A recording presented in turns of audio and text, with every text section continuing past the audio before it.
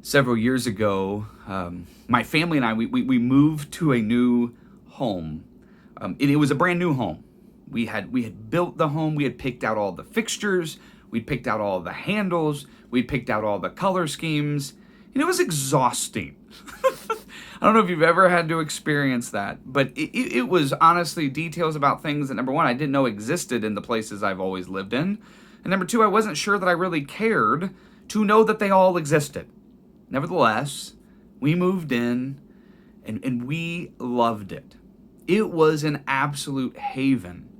It was a wonderful time for us to recharge and refocus and to gather our energy and to gather our efforts for kingdom ends, for kingdom purposes.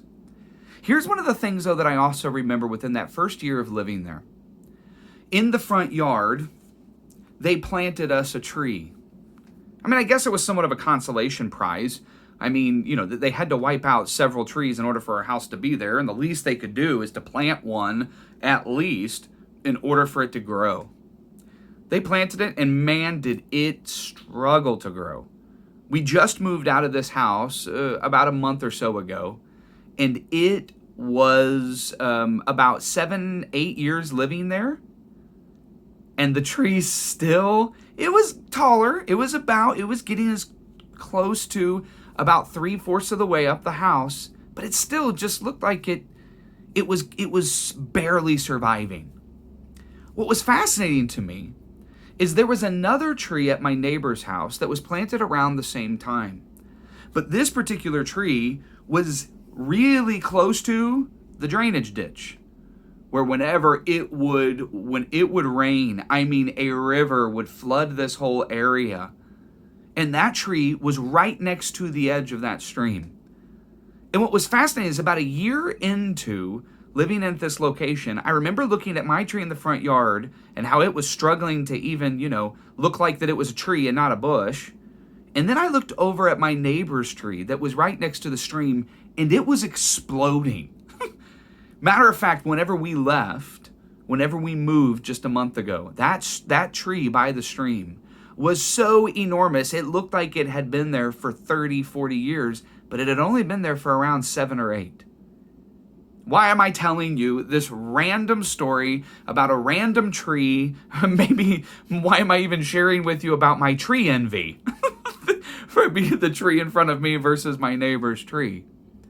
It's because of Psalm chapter 1, verses 1 through 3.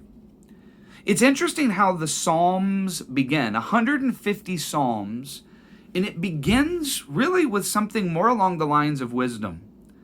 I think at times we get confused that all that the Psalms are songs being sung, and we pay attention to them in that way as much as we pay attention to the songs that we sing every Sunday morning, which honestly, for some of those songs, we don't really pay attention to the words. But whenever you listen to the Psalms, the words are not just rich, but they also begin the entire Psalter, the entire book of 150 Psalms. It begins with deep wisdom. Verse 1, blessed is the one. It's pronouncing a blessing. Blessed is the one who does not walk in step with the wicked. Keeping company with people around you transforms you, whether you know it or like it. Blessed is the one who does not walk in step with the wicked, or stand in the way that sinners take, or sit in the company of mockers. It's saying, blessed is the one who surrounds themselves primarily with people that are not pursuing wickedness, that are not ultimately pursuing sin or things that separate us from God, and they're not pursuing even mocking. My goodness, the amount of us that get caught in mocking of other people or speaking down to other people. First of all, blessed is the one who does not keep company. But I would also say this, woe is the Christian that is the one that we should be avoiding. Don't be a person that mocks. Verse 2, but whose delight is in the law of the Lord. Whose delight is in the law of the Lord, and blessed is the one who meditates on his law day and night. So far, it sounds like it's just this attaboy, attagirl, here's the way to go. Make sure that you make good choices and hang out with the right people and don't hang out with the bad people. But then it says something fascinating in verse 3. That person, that blessed person who delights in the law and meditates on the law and keeps themselves away from the wicked and the sinners and the mockers, that person is like a tree planted by streams of water, which yields its fruit in season, and whose leaf does not wither.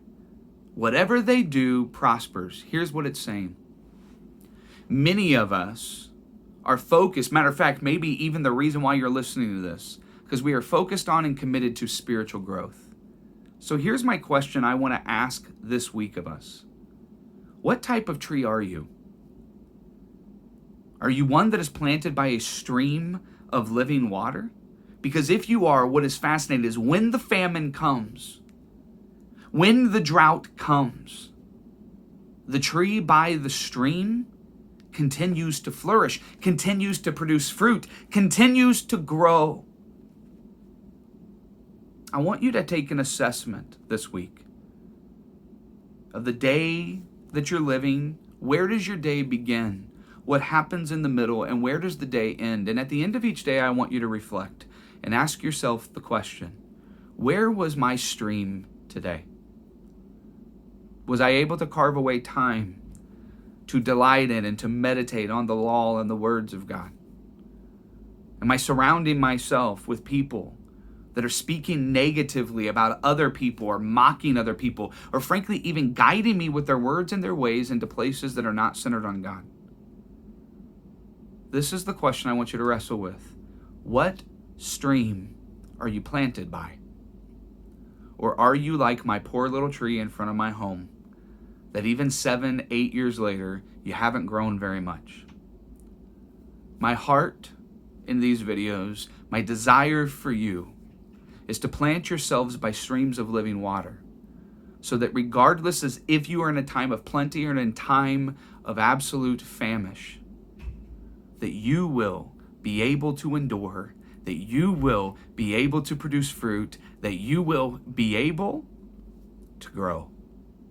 I love you guys. Have a good week.